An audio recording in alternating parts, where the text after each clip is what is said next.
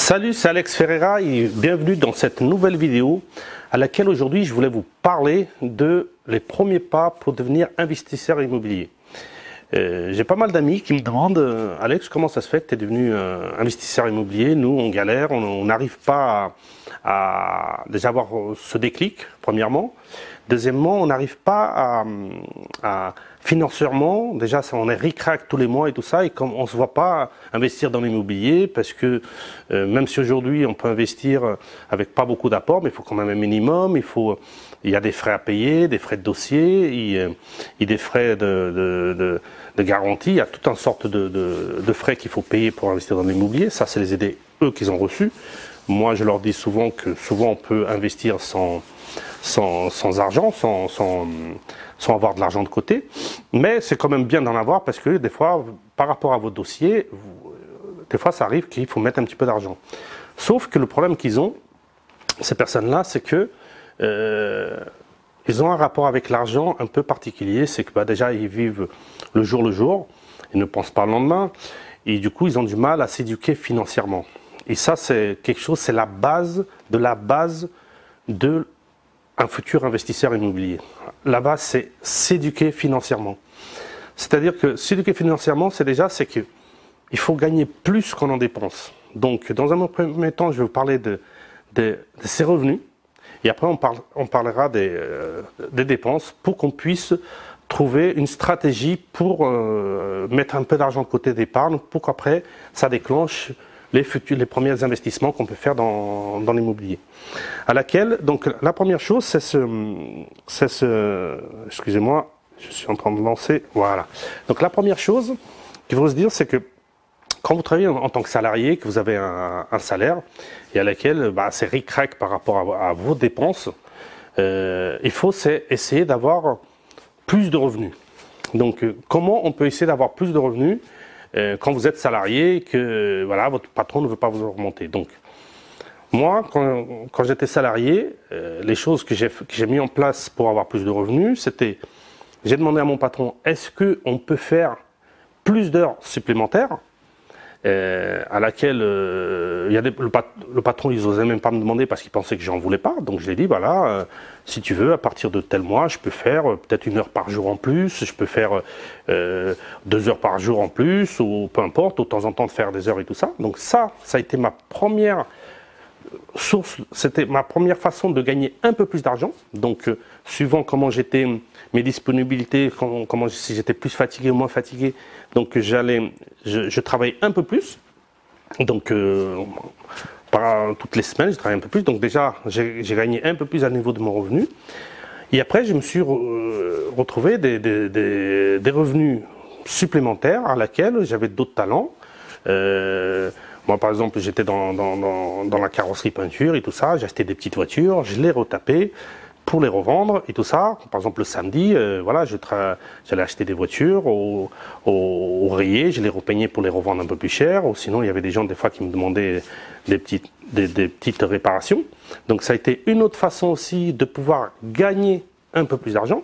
Mais vous, dans votre cas de figure, vous pouvez travailler dans un domaine.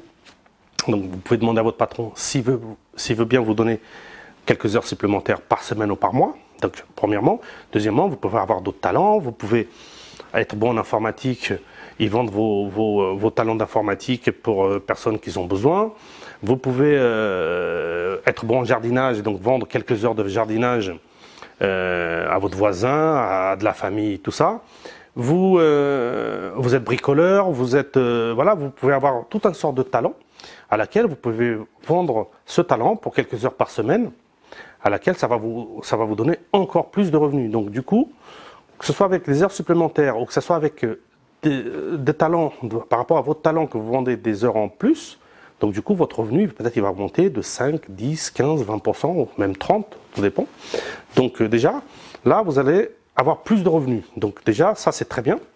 Donc voilà. Après, pour que ça devienne intéressant, il ne faut pas que vous augmentez vos dépenses. Parce que si vous augmentez vos revenus, mais que vous augmentez vos dépenses, à la fin, ça va rien donner.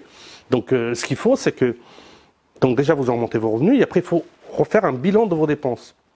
Et vos dépenses, est-ce que toutes les dépenses que vous avez sont indispensables? J'y crois pas. Moi, quand j'ai fait mon bilan de mes dépenses, toutes les dépenses n'étaient pas indispensables. Par exemple, si par exemple je faisais 5-6 restaurants par mois, au lieu d'en faire 5 ou 6, j'en faisais que 3 ou 4. Déjà, c'était 1 ou 2 restaurants de moins.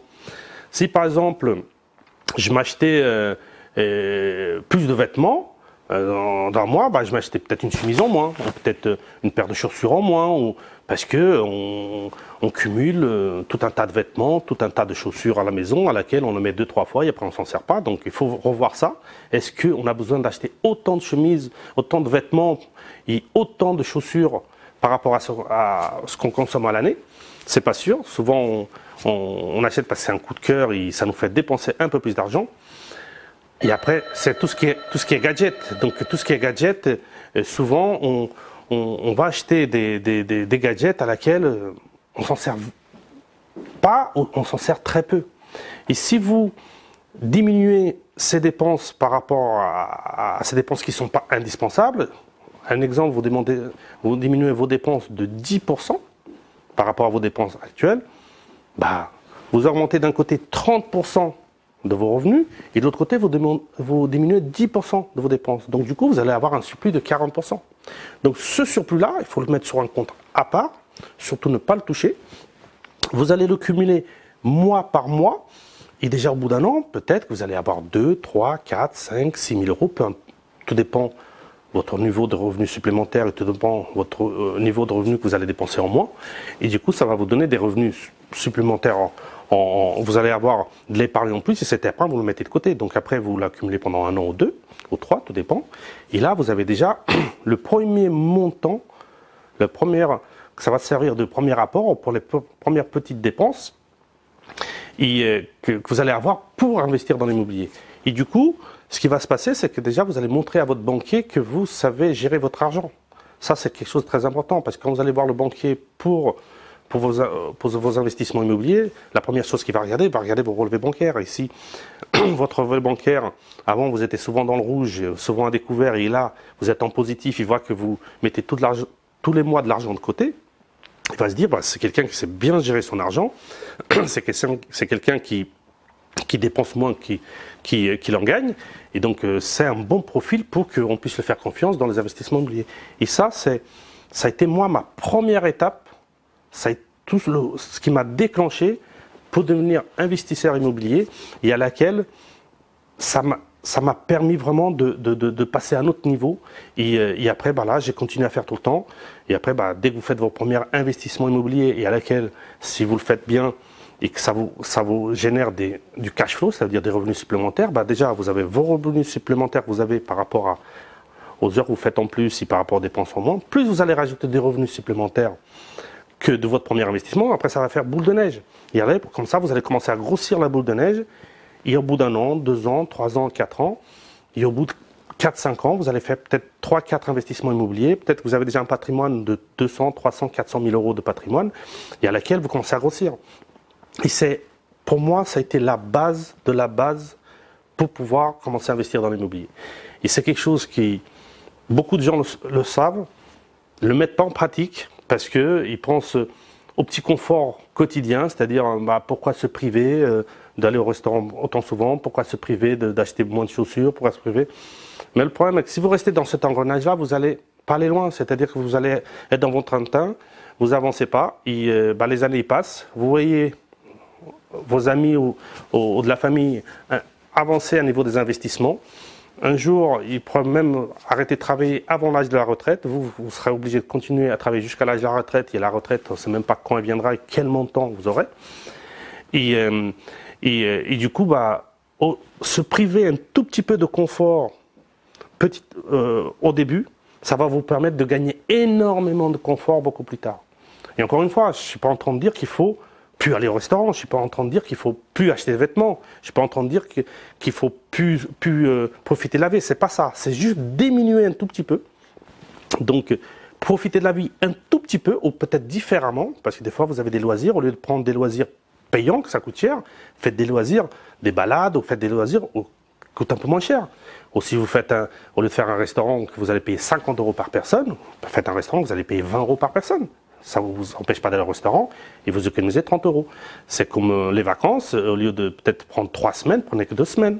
Au lieu d'aller dans les endroits où ça coûte cher, allez dans des endroits où ça coûte un peu moins cher. Donc voilà, c'est juste régler, c'est juste trouver le bon équilibre entre continuer un peu à profiter de la vie, parce qu'on ne sait pas si la vie peut s'arrêter du jour au lendemain, ça on ne le sait pas, mais ça vous permet de diminuer vos dépenses, d'augmenter vos revenus, et là, ça va vous permettre de mettre de l'argent de côté, ça va vous permettre, ça va être la graine, la première graine qui va vous permettre de faire vos premiers investissements immobiliers, et ça va vous permettre de devenir un investisseur, voire un très grand investisseur. Donc, c'est ce que je voulais vous dire pour cette vidéo sur les premiers pas d'un investisseur immobilier. Ça a été mon cas, et je vous souhaite à vous tous de devenir des investisseurs immobiliers, voire des très très grands investisseurs immobiliers. Donc, si vous voulez recevoir 2 heures de formation gratuite à laquelle on parle un petit peu de ces premiers pas d'investissement immobilier, motivation, détermination et tout ça, allez sur le lien en dessous de la vidéo et téléchargez cette formation gratuite. Si vous voulez continuer à recevoir des vidéos, les prochaines vidéos, celles que j'ai déjà postées sur YouTube, abonnez-vous à la chaîne. Et je vous dis à la prochaine vidéo. N'oubliez pas, on investit ensemble. Ciao! Salut, c'est Alex Ferreira et bienvenue dans cette nouvelle vidéo à laquelle aujourd'hui je voulais vous parler de les premiers pas pour devenir investisseur immobilier. J'ai pas mal d'amis qui me demandent Alex, comment ça se fait que tu es devenu investisseur immobilier? Nous, on galère, on n'arrive pas à déjà avoir ce déclic, premièrement. Deuxièmement, on n'arrive pas à financièrement, déjà on est ric-rac tous les mois et tout ça, et comme on ne se voit pas investir dans l'immobilier, parce que même si aujourd'hui on peut investir avec pas beaucoup d'apports, mais il faut quand même un minimum, il y a des frais à payer, des frais de dossier, et des frais de garantie, il y a toute une sorte de frais qu'il faut payer pour investir dans l'immobilier. Ça, c'est les aider eux qu'ils ont reçus. Moi, je leur dis souvent que souvent on peut investir sans argent, sans avoir de l'argent de côté, mais c'est quand même bien d'en avoir parce que des fois, par rapport à vos dossiers, des fois ça arrive qu'il faut mettre un petit peu d'argent. Sauf que le problème qu'ils ont, ces personnes-là, c'est que ils ont un rapport avec l'argent un peu particulier, c'est que déjà ils vivent le jour, ils ne pensent pas au lendemain, et du coup ils ont du mal à s'éduquer financièrement. Et ça c'est quelque chose, c'est la base de un futur investisseur immobilier. La base, c'est s'éduquer financièrement. C'est-à-dire que s'éduquer financièrement, c'est qu'il faut gagner plus qu'on en dépense. Donc, dans un premier temps, je vais vous parler de ses revenus.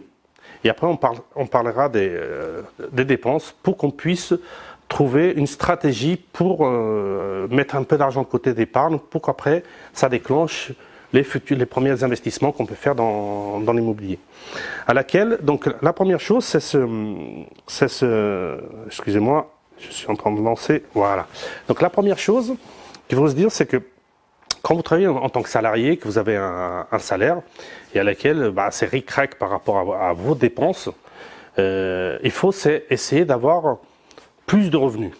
Donc comment on peut essayer d'avoir plus de revenus quand vous êtes salarié et que voilà, votre patron ne veut pas vous remonter. Donc, moi, quand j'étais salarié, les choses que j'ai mis en place pour avoir plus de revenus, c'était, j'ai demandé à mon patron, est-ce qu'on peut faire plus d'heures supplémentaires à laquelle le patron, ils n'osaient même pas me demander parce qu'il pensait que j'en voulais pas. Donc je lui ai dit, voilà, si tu veux, à partir de tel mois, je peux faire peut-être 1 heure par jour en plus, je peux faire 2 heures par jour en plus, ou peu importe, de temps en temps de faire des heures et tout ça. Donc ça a été ma première source, c'était ma première façon de gagner un peu plus d'argent. Donc suivant comment j'étais, mes disponibilités, si j'étais plus fatigué ou moins fatigué, donc je travaillais un peu plus. Donc toutes les semaines, je travaillais un peu plus. Donc déjà, j'ai gagné un peu plus à niveau de mon revenu. Et après, je me suis retrouvé des revenus supplémentaires à laquelle j'avais d'autres talents.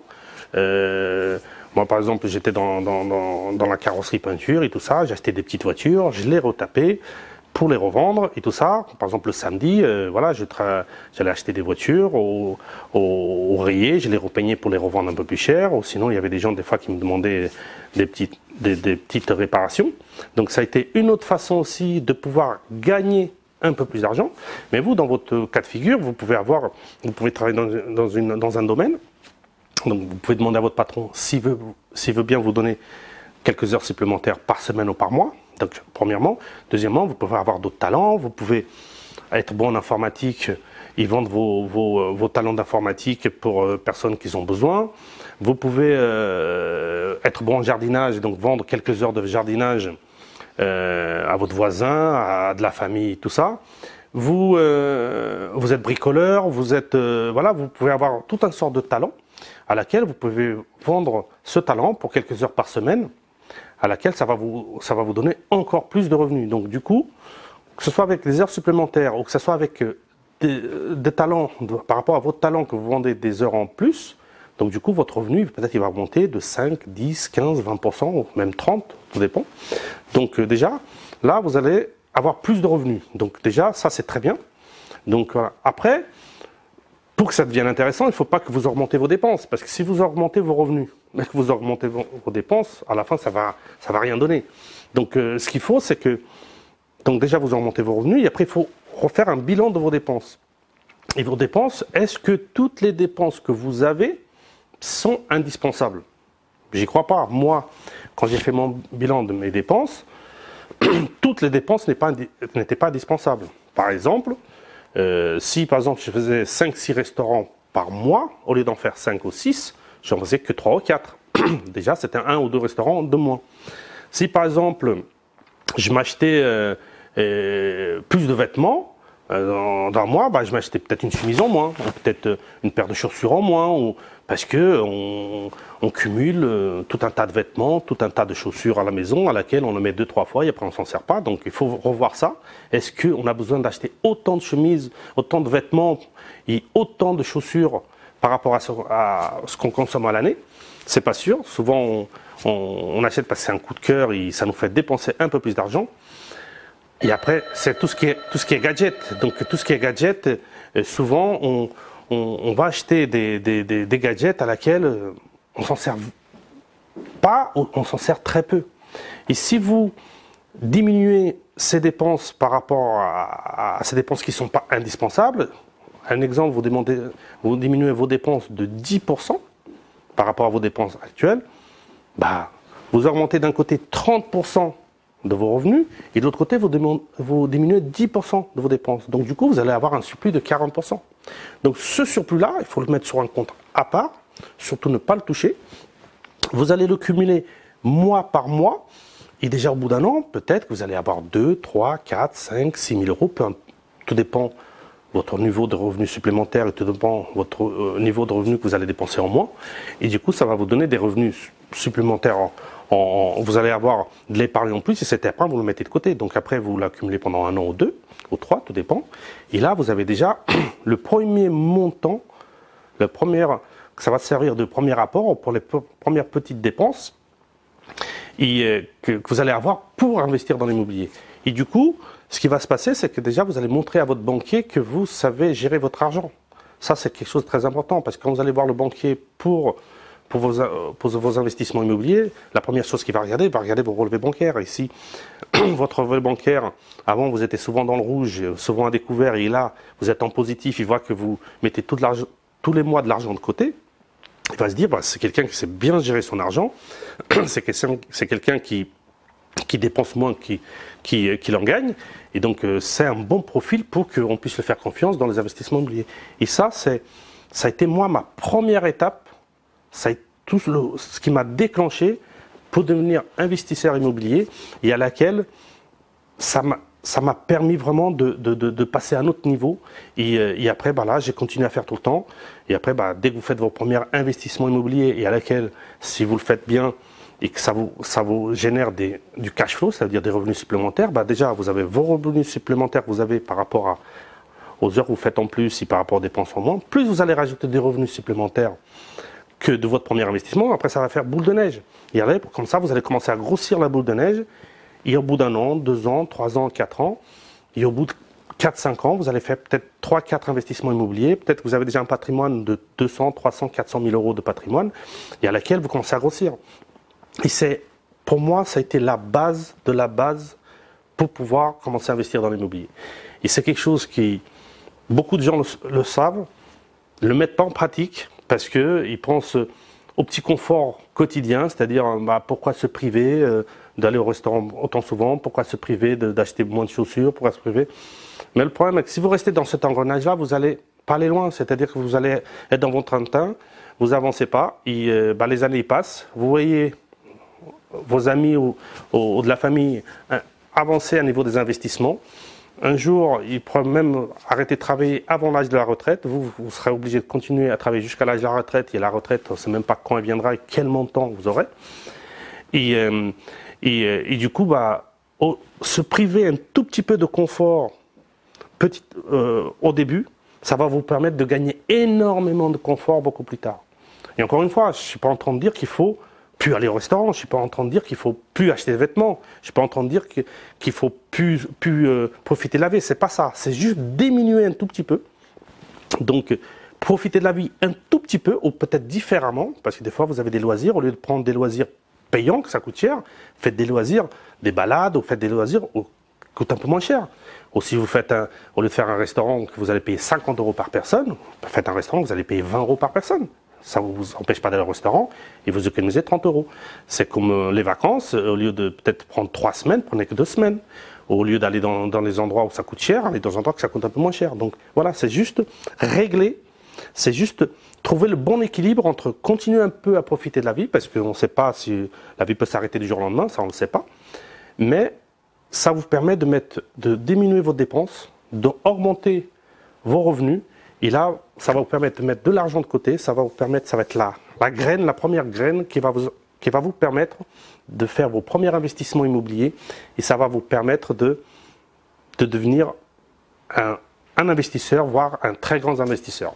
Donc, c'est ce que je voulais vous dire pour cette vidéo sur les premiers pas d'un investisseur immobilier. Ça a été mon cas et je vous souhaite à vous tous de devenir des investisseurs immobiliers, voire des très très grands investisseurs immobiliers.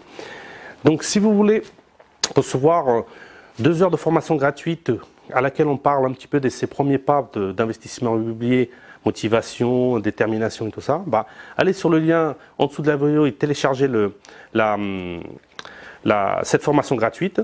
Si vous voulez continuer à recevoir des vidéos, les prochaines vidéos, celles que j'ai déjà postées sur YouTube, abonnez-vous à la chaîne et je vous dis à la prochaine vidéo. N'oubliez pas, on investit ensemble. Ciao!